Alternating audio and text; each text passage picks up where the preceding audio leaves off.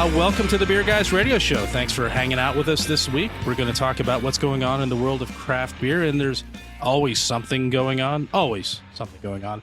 Anyway, I am Brian Hewitt, and Tim is parasailing in Fiji this week because I hear that is the best place to go parasailing, Fiji. I don't know anything about it. The idea terrifies me, but that should be fun. We'll hear all about it later. Anyway, with me is the one and only, thank goodness, Mo Mike Nate. Mo Mike Nate, how are you doing? I'm doing well. Today's been a day of a lot of traveling for work. And so I am very happy to be here sitting down and not in transit and talking beer with you. Brian, how are you doing today? I'm doing all right. It's been a long day. This has been it's been a long one. It's been a lot of no breaks, grinding. I imagine mine it doesn't involve cars, but I would say mileage wise, if it were related to a car, I'm thinking 500 or 600 miles worth of driving, rough equivalent. How far did you drive today? Well, Mike Day.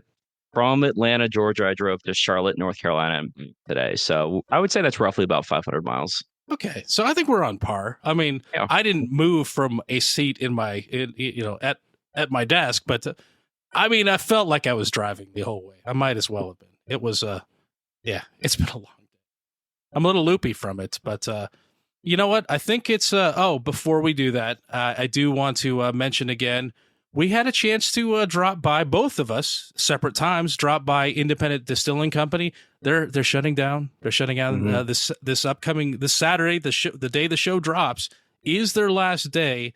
And I wanted to bring it up so everybody gets out there and try some of it because they're great guys. I really love their spirits. I got to drink a bunch of it. I brought some of it home. Their cocktails were great. Did you buy some of their stuff? And what was your favorite thing when you were there? So I didn't buy any of their stuff. Independent Distilling Company. I had cocktails. I drank when I was there, but I did not buy any to go. Independent Distilling is one of the distilleries that we as a show have enjoyed over the years. They used to share a backyard to Three Taverns Brewery, which is a brewery that we've mentioned several times here on the show. And they announced that they are closing, and on the day that this episode releases, they will be closing their doors for good. And so I showed up with Party Nate, and he had a pour of their Outlier 11-year-old bourbon, and then had a cocktail or two, and I had a couple of cocktails. And so it was nice to go and pay my respects, in a way of saying it. And so it was really nice to go out and support the local guy, last little hurrah before they close down.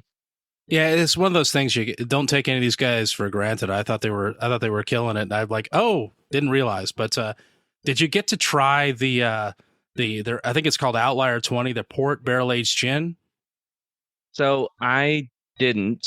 That was a day of drinking for Party Nate and I, and so that was our third stop for the day. And so okay. and because I was driving, I wanted to be responsible and not have anything neat on its own, because I was responsible for getting us both back home safely and in one piece. Yeah, that's smart. I brought that up because they were actually out of it. I was trying to get a bottle of it. They let me get a taste of it. That's some of the best gin I've ever had. I was surprised by that port barrel aged, but I've been kind of in a spirits mood, and Mo Mike Nate and I were talking before the show started about the silver lining to people drinking less alcohol lately is when I go in and look at bourbon now, stuff is available. Like it's available like it hasn't been in years in some cases. And I feel like it's back. It's been like 10 years that I've been just kind of avoiding it because people immediately buy all the interesting stuff and immediately resell it for double the price. So yeah, it's I guess the whole point of this is go out and support the people creating the beverages you like because they need your support. It's a rough time, but and whether or not you actually think they're doing a good job, if still go out and support the local guys. Absolutely. So you know what? I think we should move on into the beers of the week. Mo Mike Nate, what are you drinking?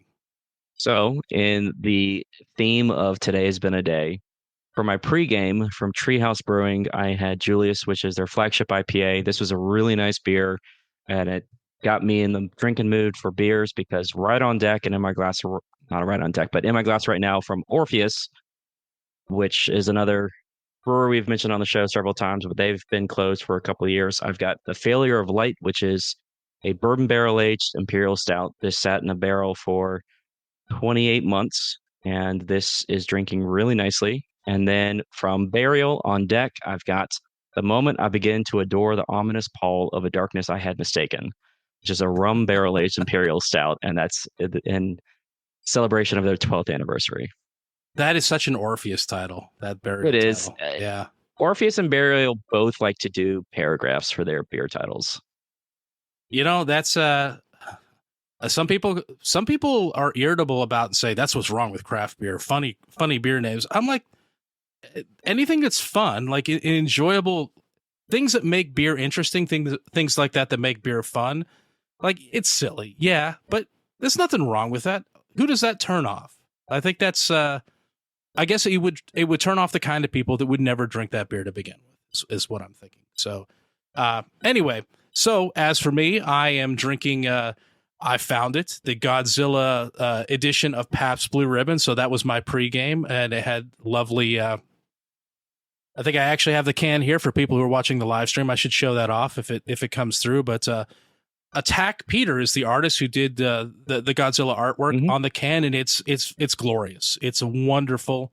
They got me drinking Pabst Blue Ribbon, buying it. I haven't done that in ages, so not since I was at a pinball hall, and that was the coldest beer that they had. But pretty happy about that. Good old American lager. It's fine. It drinks fine. The can was a lot of fun. I'll look for the other cans. There's other designs. I'll get those too. Again, the beer's fine. It's beer. It's drinking beer. So right now in my glass is Sierra Nevada's Celebration, which is an American IPA. Lovely. It's that time of year. It's been out. I've been secretly sipping on it for weeks at this point. It's the one little bit of seasonal creep that I'll allow without any ire. So, well, and to be fair, it is an IPA, so fresh is best. It is. Yes. And that's my thought too. I think it's a fresh, I'm not sure if it's technically a fresh hop IPA. It's categorized as an American IPA, but the earlier you get into that, the better it's going to be. Unless you really like old stale hops, I don't know, that have lost their freshness. But after that, I'm getting into Boulevard's Barrel Aged Tiramisu Stout, which is a double coffee stout. Sounds wonderful. It's a boozy fella, and we'll see. We'll see how when I get into that, because I've already had more of the Celebration than I expected to already, so it might be a little early. And if I get past that, there's the possibility that the Palo Sant Marron from Dogfish Head, a brown ale. It's kind of it's a bit of a beast of a brown ale that Mo Mike Nate brought back. I'm stepping into dangerous territory there, but I don't have to go anywhere after this. I just have to talk and finish this and drink some beer. That's it. Yep. So, that is a barrel-aged brown ale that I picked up at Dogfish Head in Wilmington, Delaware on my trip. And then we've got a couple of listeners tuning in.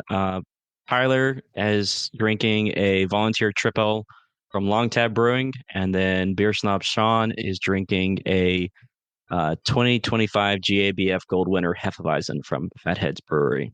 Oh, okay. I like a good Hef. You don't see them around very often, but a well-made one. I know you don't care for them, Mike Nate, but I like them. And but going back to our homebrew days, when Tim and I accidentally made a crystal Weizen, because we actually dropped out all of the cloudiness of it. But that was a beautiful beer. It really was a lovely beer. So yeah, and a gold medal winner. So great, good stuff. All right, so I guess we'll move into some headlines here. We'll talk about some news. The first one is a fun one. The Scottish brewery Innis and Gunn is partnering with the newly revived Allsops Brewery to recreate a historic beer called Allsops Arctic Ale. And I'm going to have trouble with Allsops' name the entire time I'm talking about this, so forgive me. But that ale was originally brewed back in 1875. So what makes this beer particularly interesting is that it was brewed by, the Allsops and Sons Brewery way back then for Vice Admiral Sir George Nares's 1875 expedition to reach the North Pole, because once upon a time, people wanted to go to the North Pole. I guess they thought there was really a pole there or something. I don't know. Just to see what's up there. Turns out it's just cold and ice. But the bottles of the beer are extremely rare. They're out there, but they're hard to find. Innis and Gunn's founder, Dougal Gunn Sharp, and I probably messed up his name as well. He acquired a bottle of it over a decade ago for more than 3,300 pounds, or about $4,295 US, and he plans to open it and taste it as part of this. And they plan to use a quantity of this original ale to seed the new limited edition beer. So they're going to pour a little of it in there, which is kind of like a marketing symbolic type of thing, because I can't imagine a little bit of that makes a big difference. But people can say if they buy one of these, they're drinking history. Anyway, so it's the original beer sounds like it's a pretty fascinating ale. It's very different from what you might expect it would be, especially back in those days. It had an ABV of 9%, and it was described as being strong and nutritive, which I think means nutritious. It was specially designed to sustain sailors in temperatures as low as minus 40 degrees. It contained unfermentable sugars that I think were there intentionally to resist freezing, and it had 6 times the calorie content of a conventional beer. This was definitely a meal in a bottle. It's been described as being more like a Madeira than a modern ale. Madeira is a fortified wine. It's actually named for an island that I believe belongs to Portugal. But I forget how that exactly works. But Madeira, because it travels so well, Madeira has done some other interesting things. It made it to the colonies back in the day. It was famously what the founders drank when they were toasting the signing of the Declaration of Independence in at that point the U.S. before it had been founded. So they couldn't do that with a lot of other things because wine and other things wouldn't make that journey as well. But anyway. The records at the time said the beer was dark brown, and it was so thick that it had to be lifted from the brew kettle in buckets. So this thing was a thick boy. The new beer will follow the original Allsop's recipe and will be called Innis and Gunn's 1875 Arctic Ale. The beer will be released later this year in limited quantities at Innis and Gunn and Allsop's venues, which I think means we probably won't see much of it over here in the U.S. A limited number of hand-bottled editions will be available to collectors. So if you're into that sort of thing, you can get a special edition. And I was thinking about it. Like, it's a 150-year-old beer. If you were offered some, Mike Nate, somebody poured a very small cordial glass of it, and they said, hey, man, you want to try some 150-year-old beer? Are you drinking it? To be honest, knowing that it is like a close cousin to Madeira, yeah, I would drink it. Just to say I had a taste of a 150-year-old beer. Do I expect it to be good? No. But I think just for the bragging rights, just for the experience sake, yeah, I believe I would have it. What about you, Brian? So I thought about it, and I was thinking, man, what kind of funky things might have gone in that? But I realized it's 9%, man. It's probably nothing is going to still be living in there. There is the possibility, because who knows what they were brewing it in. There could have been contamination from various metals, but nobody's going to get a ton of this. They're going to get a taste of it. So I'm like, yeah, I'd do it. I think it'd be fine. And the hard thing though is like you're levying modern day sanitation practices against something from 150 years ago, and beer or mead is commonly referred to as like one of the oldest fermented beverages around. And I got to tell you, Star San didn't exist. True. Back when the monks were creating mead and friars were making beer. So, I mean, yes, I hopefully would not get sick from it, but I would definitely try it. You'd risk it. It's worth it. Another question that I think that's relevant when I was thinking about, he's opening this beer. Should he open this beer? Like, is it something that should have been maintained for posterity? I get why he's doing it. Part of it, like he said, it's like beer's meant to be shared. It's not meant to be kept in a bottle. It's at its 150th anniversary. If we don't open it now, it never will be. It's like, why not do it?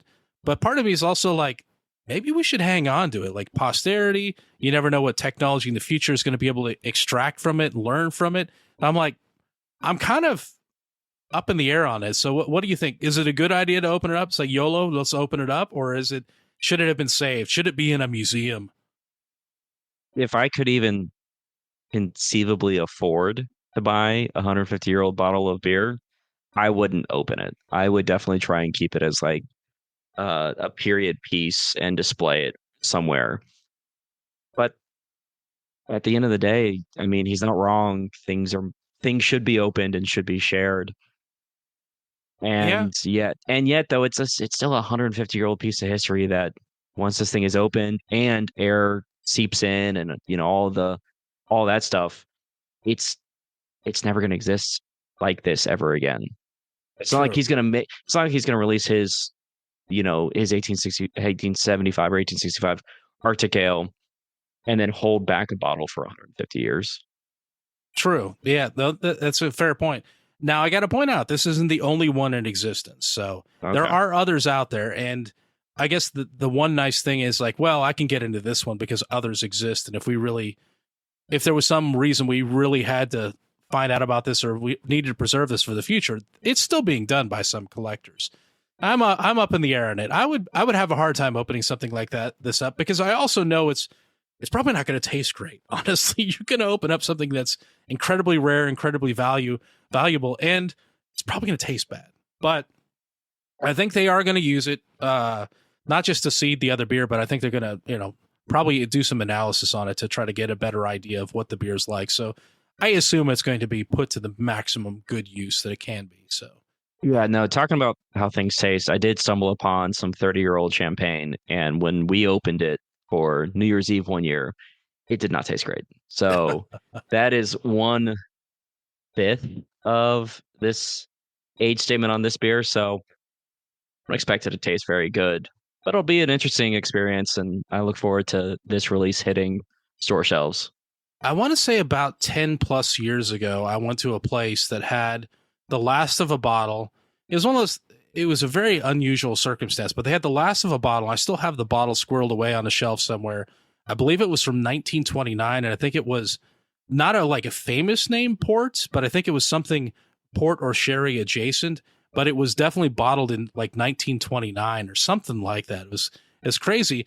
I couldn't afford to buy it, but there wasn't much left in it. And the guy that was serving us, like, you guys want a little taste of it? You can get a little taste. And he went to pour us a little taste of it, and there was like almost nothing left in it. It's like, well, the bottle's actually done. So I said, well, if you don't want the bottle, I'll take it. So I got the bottle. So I got to taste it, and I got to keep the bottle. It was great. It actually was it was really good. It was, but we were talking about like I forget what it is. I'd have to look at it. It's like a sherry or a port type of thing, which I think is better situated to, hold up under a tremendous amount of age. So it wasn't just like a wine or something like that. So yeah, it was pretty neat. I'm pretty happy about that. It was a very cool experience, and really appreciate that guy for letting me try that out. So made for a very special night. So related to a 150-year-old beer, Brian, you found a story about brewing with 45 million-year-old yeast. Tell us about that. Yes, I did, and yeah, good timing. It was about to go there. So, in other old news, this week we learned that Fossil Fuels Brewing Company in San Francisco brewed a beer with yeast that's tens of millions of years old, probably 45 million. In fact, the beer is called 45 million saison because the yeast came from a 45 million year old fossil. The fossil was a leaf with a bee trapped in amber. Or I should say that the yeast DNA was extracted from the fossil. We're getting very Jurassic Park here with this. But the actual extraction and recovery of the yeast DNA happened all the way back in 1995, again, around the time the first Jurassic Park movie came out. Shoes Bros Brewery teamed up with the microbiologist that recovered the yeast to form Fossil Fuels Brewing Company with the goal of creating a viable beer from that yeast. After several attempts with the tricky yeast, and apparently they had some issues with it, they successfully brewed a unique saison. The beer it produced is described as having an amber color, nice carbonation, an unusual grapefruit flavor, delicate layered complexity, and pleasant hoppiness, though I have to assume the ancient yeast doesn't have much to do with the perception of hoppiness in that beer. But there was an Indiegogo campaign set up to fund this beer, and it was successfully produced, and apparently there's only a limited number of it remaining because I assume that the people that contributed to it also got the majority of the beer. From the sound of it, they don't plan on making it again, but Shoe Bros are still out there. They probably have some of this, so they might be able to. And it looks like Fossil Fuels Brewing Company that was set up to make this beer is officially closed now. So that Hmm. that whole thing is done. But this isn't the first time a brewery has made a beer using ancient yeast. Before this, Lost Rhino Brewing Company brewed something called Bone Dusters Paleo Ale using yeast from a 35 million year old whalebone. So that company, that brewery, still is in operation. Though I looked for the beer that it mentioned, and I did not find it in Untappd. So it may not they may not be still making that or keeping the yeast. I have to think. So with these yeast, I'm like, just because you've found yeast DNA and from a long time ago, that doesn't necessarily mean that yeast is an extinct yeast. That may be something that's still very viable and out there right now. We have millions of varieties of different yeast out there floating around, and there's nothing saying that it didn't make it. So I like this stuff. I think it's fun. I definitely want to try these beers if I ever could. But I also think that there's the chance that these beers may not be very good because it's not a very great yeast for brewing beer, or this just could be a common yeast that's out there. We just happen to get it from a very old source. But good story. It is a good story. Would you make a beer if you went into your homebrew store and somebody had grown up and started selling this 35 or 45 million year old yeast? Would you brew a beer with it, or is it just kind of a, I don't know. If they did the work so you've got a question here saying how long do they have to run that stir plate to grow up the yeast? If they went ahead and did that work for me, because I feel like that would take at least 30 days. Oh yeah. I would attempt it. I would probably treat it like the Kveik yeast and just brew something just easygoing, like either just a straight ale or just a lager. Like I wouldn't do anything exciting with it because I'd be curious what sort of a flavor notes the super the 35 to 45 million year old yeast would impart on that kind of beer. Yeah, I think a saison was a really good choice with this because saisons are famously driven by whatever the yeast does. So I think it's a great way of letting it shine. But you just even a pale ale, let it run and see what happens. I think saison maybe because you'd want something where the hops don't take over. Like they said this beer had a pleasant hoppiness. I'm like, that's great, and it probably makes for an enjoyable beer. But you're also, that hops is kind of creeping up on the territory of the yeast. You want to let it run, like hops for some bitterness to balance out any of the sweetness. But let the yeast do their thing. So I would do it just to find out what I could do with it, honestly. Yeah, I'm gonna amend the kind of beer I would make. I would make a smash, single malt, single hop, and I would use a noble hop. Just as a bittering hop, and because you're right, I don't want the hops to take over the flavor profile, so I would do a noble hop as a bittering hop, single malt, so 2-row, 6-row, whatever, and try to make sure the yeast shines as much as it can, and just I'm curious what sort of specialty notes maybe the yeast would actually create. Yeah, anything unusual. They said in that what's the most intriguing is, I'm hoping it's not from the hops, but an unusual grapefruit. I'm like, oh, I'm intrigued by that. I want to know more. We've got like thiolized yeast that produce like interesting, unusual intense mango flavors that definitely are different than you get in a lot of other beers. I'm like, that's the kind of thing I'd be interested in finding out. I like the idea of a smash with just like, let that thing do its thing. And maybe like we did with saisons when we were brewing it, like go through a range of fermentation temperatures or try it at different temps and see how it turns out. Could be some interesting stuff there. I know these people have businesses to run. It's hard to do all this stuff. I'm like, we're talking hobbyist stuff here. And they're like, we're trying to run a business. We've got an Indiegogo to fund. People don't want crappy beer. They want something they can drink at the end of this. So I get it. Oh, yeah. Well, Brian, I enjoy Untappd because I get to check in all of my favorite beers. But apparently, you can do Untappd for more than just beer. Have you ever checked into anything in Untappd that wasn't beer before I get started? Specifically, I mean, non-alcoholic beers, yes, but strictly outside of the beer category, no. Never a cider or a mead or anything like that? Never an Untappd? Okay, interesting. Okay. So this is something that's been slowly happening for a number of years. Untappd, the popular check-in app for craft beer, you know that. You've been listening to us. Of course you know that. It's expanding its drink guidelines to officially support a much wider range of beverages. Users can now log in and rate wine, sake, RTD cocktails, spirits, and non-alcoholic versions of all categories. The article also specifically mentions ciders and mead, but I know that Untappd has supported these beverage categories for years because when we brewed mead, when we were homebrewed some mead, we put it in Untappd and we checked it in. I'm almost 100% sure we did.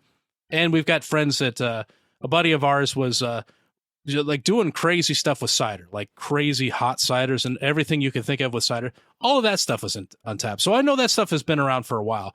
RTD cocktails, on the other hand, has not. So the change shows that Untappd is trying to move beyond just beer and become the primary check-in app for all beverages, kind of the same way breweries these days are trying to become beverage companies and not just beer companies, you know? I mean, I get it. You got to pay the bills, right? As for Untappd users who hate the idea of checking into things other than beer, they reportedly have an option that will let you remain in beer-only mode, but I'm not sure if that's something you have to change or if you're set up with it by default or something weird happens, but I looked through the app settings on my phone, and I didn't see any kind of related setting, and I didn't see any wine, spirits, or RTD cocktail check-ins, but I did search for like Cutwater RTD spirits, and I found they're in there. So I guess I could check into them. So I don't know if I check into those, if they just go invisible and nobody sees them, or they're there. And I do have a soft spot in my heart for the Cutwater spirits. I know that's an AB InBev thing, but do good work with those. They're pretty solid. But I don't. What do you think, Mo McNate? Is this fine? Is this something? Are you cool with this? And I don't know if I'm ready to see all of your THC beverage check-ins. I'm sure there'll be like mountains of them once the floodgates open. And to be fair, the THC beverage check-ins are problematic because they are bullying out the beer sales in the market. Yes. No, honestly, I think Untappd is going the way that we see a lot of breweries going, in that they are moving away from just being a beer producer and turning into beverage producers. They're realizing that in order to maintain a viability in this ever-changing drinking market, and especially as you mentioned earlier in the show, that people are dropping off from their consumption in recent years, that they need to change it up a little bit. And instead of just being a brewery and just being a beer rating website, they need to be able to offer other expressions of beverages. And then Untappd is just following suit and is trying to attract people who want to check in things that aren't beer related. Okay, I'm gonna have to draw the line. Now I understand what you're saying. Beer snob Sean, I saw a Waterloo sparkling water check-in. I'm gonna have to draw the line seltzer. there. That seems just seltzer, yeah. Yeah, I want to fight now. I'm like, this is too far. We've gone too far. No, your non-alcoholic seltzer, which is actually just seltzer. None of that in Untappd. Come on. Watch them start checking in. Are like we checking LaCroix into tap water next? I mean, what is LaCroix going on and Topo here? Chico check-ins on Untappd. That's a little crazy. But I mean, but like the Topo Chico does have an alcoholic. They do seltzer brand, and so I'm okay with that. But just straight Waterloo sparkling water. I don't like that. I think he's trolling. I think he's trolling us a little bit. I think he knows. He's pushing some buttons. Yeah, hard seltzer. I've always thought of that with derision. So I'm never going to be interested in checking into that or really buying it. Topo Chico, I like them in general. And if I were going to try a hard seltzer, theirs might be one. I've tried a few others. Most of them are like, why? I like seltzer by itself. Like a well-made seltzer is great. Like I forget the name of the company. Montaigne. Yeah. Locally, they high CO2 levels, very refreshing, very enjoyable. I like that a fair amount. And that occasionally does scratch the itch of, I kind of want a beverage that has a little bit of bite, something like alcohol, but the CO2 bite of that actually satisfies me. Like you just want that bite, but you don't want the effects of alcohol. And much the same way, like in some cases, like non-alcoholic beer might fit the bill, or a hop water or something like that might do. So those are fine. I don't need to see. So I those in can't wait to see your Untappd. check-in for Montaigne and Untappd. Totally never going to happen. Just not. No, that's just not what it's for. I'm like, this is about beer, man. I mean, I like mead. I allow mead. Cider's fine. Cider does crossover a fair amount with beer, and sometimes there's Sizer. Is it Sizer or what's the hybrid? I don't know. There are hybrids. Yeah, I think you're right. Sizer. And there's a hybrid between cider and mead, and there's a hybrid between cider and beer, and I always forget the terminology for them. But I'm fine with those. They've been on Untappd for a long time. People didn't realize it, but yeah, no, they're good. They're adjacent. They're fine. They're cousins. I like them. And even mead and beer has a crossover, and I think that's called a braggot. Yeah. Yes, exactly. Yeah, and those are good. I like a good braggot. It's been a while since I've had one, but yeah. Yeah. So, anyways, Brian, we've seen a lot of breweries closing. We've seen a couple of breweries expanding. There's one brewery that's expanding in surprising ways up in Wisconsin. Yeah. We've got an update on this. You're talking about New Glarus up in Wisconsin. They surprised everybody. Was it a year ago at this point that they're doing a $55 million expansion that's adding a brew hall and a distillery and some other like hospitality features to their campus, I guess is what you'd have to call it at this point. What makes it so surprising is, the scale of this expansion. Like other places are shutting down tap rooms and going out of business. These guys are growing like gangbusters here. And it's actually refreshing to see, honestly. It makes me nervous for them, but it's also refreshing to see. Well, this week is back in the news because they put out a press release saying that things are on schedule. They wanted to let us know how things are going because people are concerned. I'm like, it's an interesting time for beer right now. We want to make sure you're doing well, The new brew hall will be outfitted with copper kettles that were imported from Germany. They sound very, very proud of those. The new beer tanks they're putting in are so big that they were craned into location first, and the building was built around them. So they're not messing around with this stuff. They're expecting to do some volume. I guess probably still only doing that beer in state somehow, but it's working for them. Construction is set to finish in the fall of 2026, so we've got a year to wait. New Glarus plans to move into these new spaces, set things up, hire some new staff, and they're going to do that in the winter and spring of 2027. And they finally plan to open the new spaces to the public in the early summer, I think, of 2027.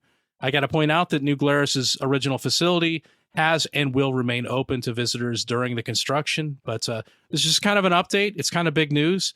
We don't see expansions like this very often. And New Glarus is a national treasure, so we don't want anything bad to happen to them. So I'm glad to hear they're doing well. Well, and something really interesting about New Glarus is, and I had to confirm this real quick while you were introducing the news about it, as we see other breweries closing down entirely and closing tap rooms, New Glarus is only distributed within the state of Wisconsin. They don't get outside of the state at all. And so for them to be sinking in this much money to this much hospitality expansion is incredible. And actually, I will be visiting New Glarus in the spring. So I'm very much looking forward to checking out the brewery that is still open to the public. And it's really cool in a season of watching a lot of breweries struggle that there are still some breweries out there that are not only expanding but banking on that expansion. Yeah, and maybe you get a chance to eyeball some of the new construction going up. It sounds massive. I don't know. I've not heard any plans. That's a really interesting point. I've not heard any plans of them expanding on what they what they distribute. It's just going in state. So I think there's enough demand. Maybe there are things that are seasonal that they want to release in greater quantity inside their state, and they're just not able to do it just because of what they have. And that's entirely possible. And you know what? More power to them. It's working for them. I don't want them to change anything. I don't want them to open up the distribution because it's working. What they're doing now is working. I want them to continue to be very successful and very happy. And I want people to occasionally mule some back for me. And maybe one day I'll make it up there. So something to look forward to one of these days. Yeah, absolutely. Well, Brian, let's get some love to our sponsor, Truck and Tap. That's a good idea. Good timing for that. So it's been a chilly week for here. for sure. I'm sure other people listening are thinking the same thing. It's got me wanting bigger, boozier beers that will fight off the cold. It seems like the cold is always on the outskirts of the house now. Anytime I walk near a window or a wall, there's that cold. Even if I'm not currently cold, it's there. So I think I'm finally ready for the winter beers that are heading our way. The big boozy liquid blankets for our insides. So cozy. Yeah, it's nice. With that in mind, my beer picks for the week are these. At Truck and Tap Woodstock, I'm going with North Coast Old Rasputin on Nitro Tap, which is an easy choice. Dark espresso, dark chocolate, silky mouthfeel, and an ABV that'll make you forget about the weather. Forget what that is. I think it's like around 10%. Should have written that down. But anyway, it'll make you forget about the weather. It'll make you forget about all those Christmas advertisements that started running during the Oktoberfest and are still running, and they're annoying everybody. It'll be great. At the Duluth location, I'm getting Creature Comforts Double Cocoa Bunny because I want to turn up the thermostat and the flavor meter on the regular Cocoa Bunny. This is an Imperial Milk Porter with toasted coconut, cocoa nibs, and coffee. Regular Cocoa Bunny is good, but this one is definitely better. At Truck and Tap Alpharetta, my pick is Allagash Triple. It's a 9% Belgian triple with complex notes of fruit, biscuit, and honey that will definitely keep you warm. And I got to say that triples have a lot of range. I feel like I can drink a triple all year long and not be mad at it. It will keep me warm at the appropriate times, but it won't keep me too hot at other times. So something magical in a triple. Go drink a triple. Yeah, do it at Truck and Tap too. And finally at the Lawrenceville location, I'm going with Monday night's Sandy Claus, as in sand from the beach. I'm a little conflicted about this one, though. It's a boozy Imperial Bourbon Barrel Aged Stout with coffee, but it also has pumpkin spices in it, which is interesting. It looks like, from what I can gather from the write-up, there's no actual pumpkin in it. But I think this must be a new one or a one-off because I don't even see it on Untappd. So I'm going to have to try it and find out about it. And if it's something super exclusive, you probably should too if you're there. I'll bet it's good. Monday Night does some really interesting beers that sound on paper like they wouldn't be good. And when you taste them, they're like, oh, that's remarkable. I wouldn't have expected that. It's really well done. So I got to hand it to them. They do that a lot. And there you have my boozy beer picks for the week. As always, if you'd like to see a full tap list before stopping by, take a look at truckandtap.com. The taps change quickly. You never know what great new beer might be going on or what great beer might be going off. These things change. And if you'd like to see what food trucks are serving and what events are happening, your trivias, your karaoke's, your various seasonal festivals, that sort of thing, you can find that at truckandtap.com. Everything you need to know can be found at truckandtap.com. So check that out. And thank you to Truck and Tap for your support. Thank you, Truck and Tap. Yeah. Where did we leave off? So the Brewers Association is proposing a Brews to Barns tax credit. Brian, tell us about that. Yes, I took a drink at just the right time. Yeah, this is something that I was reading about, and I'm thinking, this is a great idea. Why didn't anybody think of this? This is good for everybody involved here. The Brewers Association is lobbying for a new excise tax credit for breweries for spent grain donations, calling it, like you said, the Brews to Barns tax credits. American breweries produce 4.7 million metric tons of spent grain annually as a byproduct of brewing. And while 90% of that stuff is reused, a significant amount of it just ends up in landfills. And the problem with spent grain going into landfills, when it decomposes in landfills, it releases methane, which is a potent greenhouse gas. A ton of spent grain, an actual ton by weight of spent grain in a landfill, is estimated to release an equivalent of 513 kilograms of CO2 emissions. That sounds like a lot of CO2. Because CO2 isn't very heavy typically. But anyway, the tax credit would incentivize grain donations and offset rising operation costs for breweries. In turn, it would provide farmers and ranchers with an affordable and valuable livestock feed and, fertilizer, soil additive. That helps them reduce their costs as well. And it would be a benefit to the environment. So this bill has bipartisan support, and the Brewers Association says it's a win all around. I agree. I don't see any problems here, really. They just need to make lawmakers, advance the legislation and have people actually vote on it and put it into effect.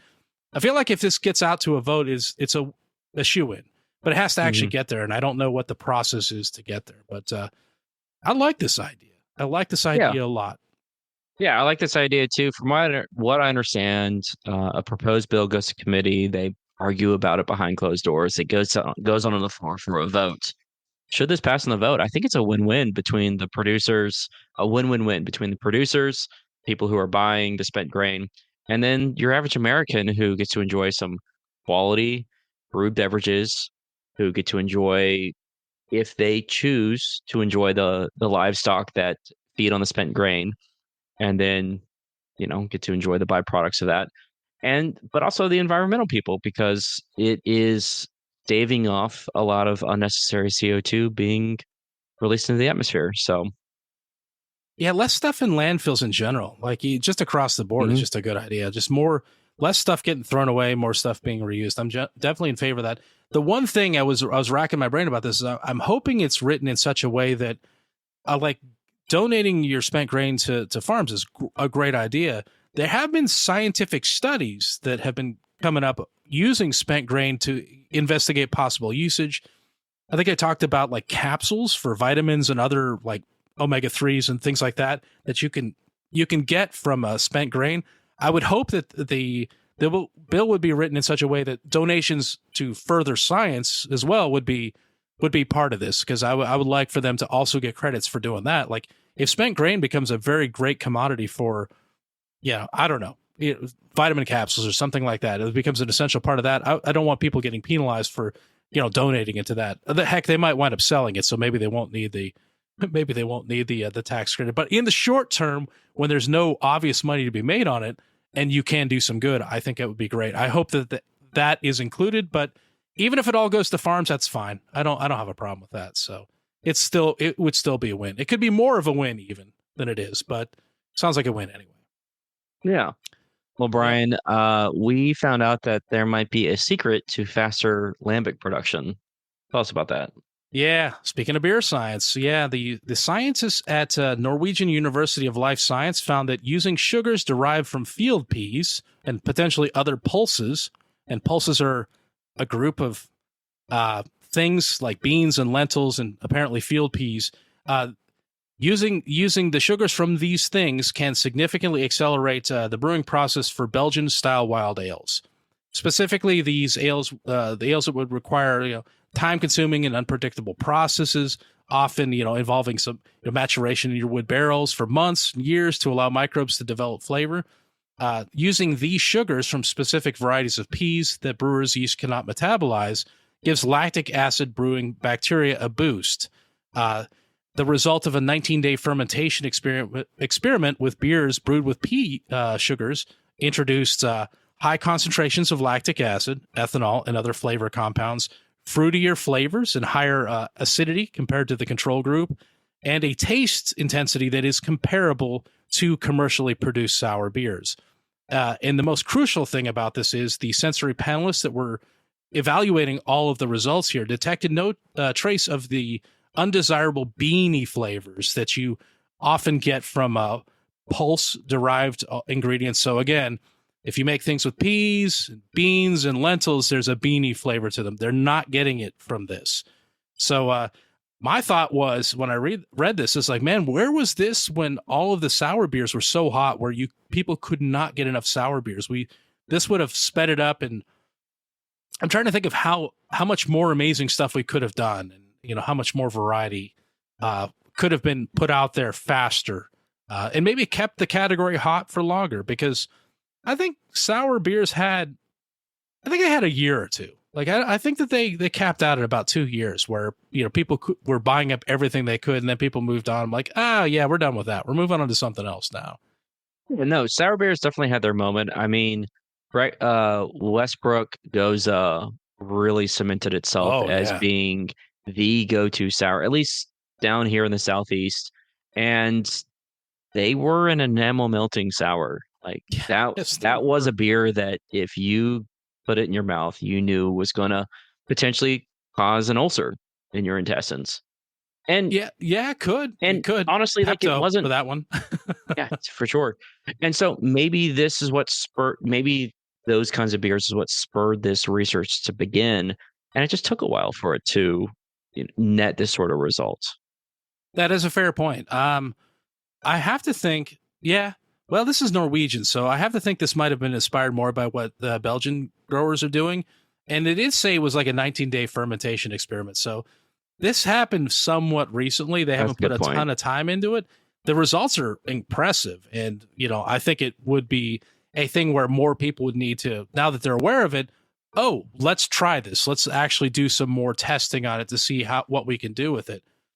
But yeah, it occurred to me. I'm like, maybe this triggered this, inspired this, but I think we're too far removed from that. So yeah, but maybe the ability to do this, because people still like their kettle sours. Like this can produce some kettle sours. Maybe this will produce even better kettle sours, and that'll keep interest in that. And maybe we'll get back into some more natural tasting wild ales that aren't just all about fruit bombs and a little bit of lactic acid. So, but we'll see what happens. I'm excited for this. I very much want to try a wild ale or a sour ale made with pea sugar, which sounds really weird and dirty to say, but yeah, field peas. Absolutely. Imagine world peas sugar. Yeah. Anyway, sorry.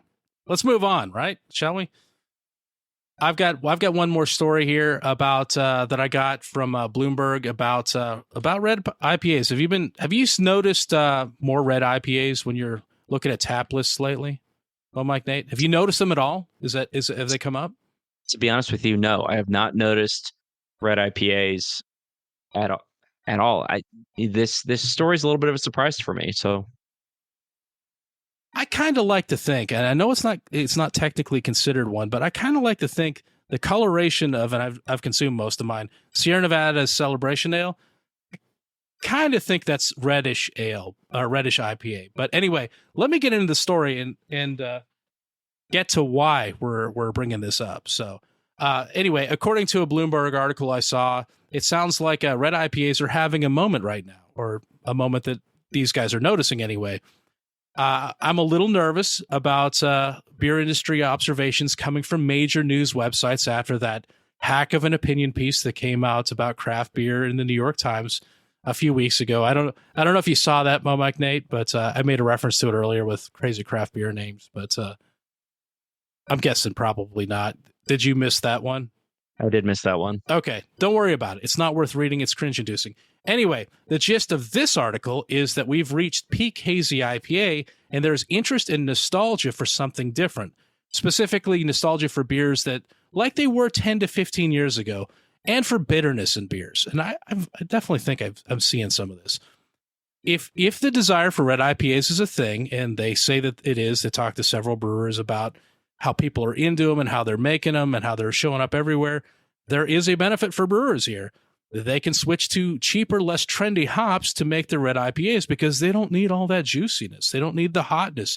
They can use the old school hops to make these beers. But the article talks to the COO of Hill Farmstead, who mentions they're making a red IPA named Hygge, Hygge. And it mentions they also just canned a black IPA called James. I guess there's something of also a resurgence in, interest in black IPAs, but that seems like something we hear about every 2 to 3 years. So I put less stock in this, but I feel like I've been hearing about red IPAs and seeing red IPAs and amber ales more lately than I ever have in the past. So I have been seeing more amber ales popping up lately. More ales, but like the amber, the brown, the blondes. Yeah. So I did a quick survey, a non-scientific survey of some tap lists of places around me that I know I could find online. And I didn't see any obvious red ales, red IPAs at Truck and Tap, unfortunately. I was hoping they would back me up, but they did not. I'm guessing they'll have Celebration on soon, so maybe that'll count. But anyway, not far from me, the Beer Growler has Duchess, which is a Belgian, it's a Flemish red. So it's red, but I noted it because I'm like, it's kind of has some similarities to it. It's a much different style of beer, but there is an interest. They always have that on. I love that. But there's a place down in Chambly that's got Celebration and Highlight Gaelic Ale on. So it's amber and Celebration, which I still think is kind of red IPA or red IPA adjacent. Another place has Blood of the Unicorn, which is the amber ale from Pipeworks. And I'm like, oh, there's another amber ale. So I'm not seeing red IPAs as much. I feel like I have seen some, but I'm definitely seeing more ambers. And I think that this article did specifically mention ambers as being kind of a relation that was also of interest, but people specifically seem to be keying in on red IPAs. So apparently, unfortunately, I don't have a lot to back this up other than to say that some people say you need to be on the lookout for red IPAs. So if you see one, drink one and let us know what you think of it. That's all I can say. I'm definitely going to do it. I'm looking for them. I mean, if you see one, I'll definitely drink it. Beer Snob Sean has said that he has seen a little bit more recently on the red IPAs. Okay. And so they're out there. People are noticing that. You do say in here that you are still holding out for the Rock IPA, and maybe what we really need is a Red Rock IPA. And I'm going to tell you, no, yes, we do not need a Rock IPA, let alone a Red Rock. Thank you for reminding me. I skipped right over that to look through my list of observations. Yes, the Rock IPA, the smoke beer. I'm down with a red smoke beer, a red smoke IPA. Let's do this. Let's make this happen. I've been waiting for my smoke IPA. I haven't gotten that yet. So red smoke Brian, IPA. Let's collaborate on bring this. you out of retirement and homebrew retirement, and let's make a Red Rock IPA. You will be the only one drinking it because, as we all well know, I, Mike, Nate, and Tim do not enjoy rock beers. Oh man, they're great. You know what? That reminds me, Schlenkerla out of I think they're Bamberg, Germany. I think they released I think it's supposed to just be coming to Georgia. I don't know if it's in other states already, but an Oktoberfest, a smoked Oktoberfest, which I saw that and I'm like, oh, I'll look around for it. So he's like, no, apparently it's just now coming out. So great timing with that, I guess, but I'll drink it if I find it. So yeah, I think everybody, even in the chat, people are like, no, we don't want any of that. Come on. Everybody needs to try this, right? Anyway, yeah. So I think that's you got any other thoughts on red IPAs, amber ales, smoked red IPAs, smoked beers, smoked Oktoberfests, smoked salmon, anything? I've got so many opinions and ideas about smoked everything, but we don't have enough time. Yeah, you know what? We probably should wrap it up. I think that's about all we got. So, well, like I said, that about wraps it up for our show this week. Thank you again for hanging out with us. We hope you had a good time. If you did have a good time, we hope you'll support us by telling a friend to check out the show. Maybe you open up their phone and start playing the show for them. That just to help them out. They want to hear it. Sometimes they can't reach their phone. And, subscribe if you haven't already. And then while you're hitting messing with your friend's phone, subscribe them too. That's not hacking or in any way violating their rights or something like that. So do that. And if you really, really enjoy the show and what we're doing here, we'd appreciate your support on Patreon. Just head over to patreon.com/beerguys. There are all kinds of cool perks, including access to our Discord server where we talk about beer and other things all week long. And we do an after party after each show coming up soon for our Patreon supporters. With that said, I hope you have a great week. And don't forget to drink local. Cheers.